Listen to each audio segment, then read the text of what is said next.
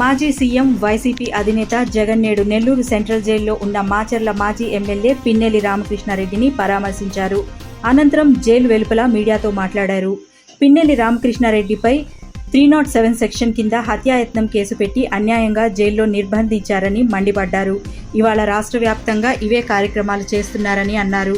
టీడీపీకి చంద్రబాబుకు ఓటేయలేదన్న ఒకే ఒక కారణంతో ఆస్తులు ధ్వంసం చేస్తున్నారని, దొంగ కేసులు పెడుతున్నారని ఆరోపించారు. దాడులు చేసేది వీళ్లే, మళ్లీ తమపైనే దాడులు చేస్తున్నారంటూ కేసులు పెట్టేది వీళ్లే అని జగన్ ధ్వజమెత్తారు. రాష్ట్రంలో ఇంత దారుణంగా పరిపాలన సాగిస్తున్నారని విమర్శించారు. నిజంగానే హత్యాయత్నం జరిగి ఉంటే మే 17 నుంచి 20 తేదీ వరకు విచారణ జరిపిన సిట్ తన నివేదికలో ఆ విషయం పేర్కొని ఉండేది కదా. అతన్ని వేధించడానికే ఈ విధంగా వ్యవహరిస్తున్నారు. ఆ మనిషి వరుసగా 4 సార్లు ఎమ్మెల్యేగా గెలిచాడు. ఆ మనిషి స్థిరంగా గెలుస్తూ వస్తున్నాడంటే ఆ మనిషి మంచివాడు కాబట్టే కదా. ఆ మనిషి మంచివాడు కాబట్టే ప్రజలు ఆశీర్వదిస్తూ వచ్చారు. అలాంటి వ్యక్తిని తీసుకువచ్చి ఇలా తప్పుడు కేసుల్లో ఇరికించడం ఎంతవరకు ధర్మం అని జగన్ ప్రశ్నించారు. ఈరోజు ఒక్క రామకృష్ణారెడ్డి ఒక పరిస్థితే కాదు, రాష్ట్ర వ్యాప్తంగా ప్రతి గ్రామంలోనూ కూడా ఇదే కార్యక్రమాలు జరుగుతూ ఉన్నాయి.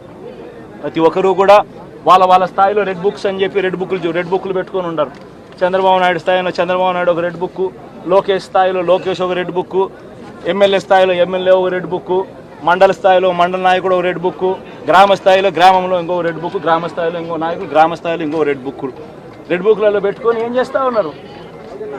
అతి దారుణంగా అన్యాయంగా ఆస్తులు ధ్వంసం చేస్తూ ఉన్నారు.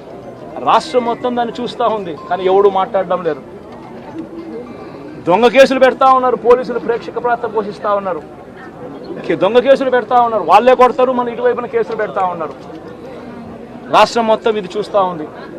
చీని చెట్లు నరికేస్తూ ఉన్నారు, ఆస్తులు ధ్వంసం చేస్తూ ఉన్నారు, కనిపిస్తూ ఉంది. ఎమ్మెల్యేలు ఏకంగా జేసీబీల మీద పొక్లేన్ల మీద ఎమ్మెల్యేలు స్వయంగా తిష్టేసి ఏకంగా పోయి బిల్డింగులు పగలగొట్టే కార్యక్రమాలు చేస్తూ ఉన్నారు.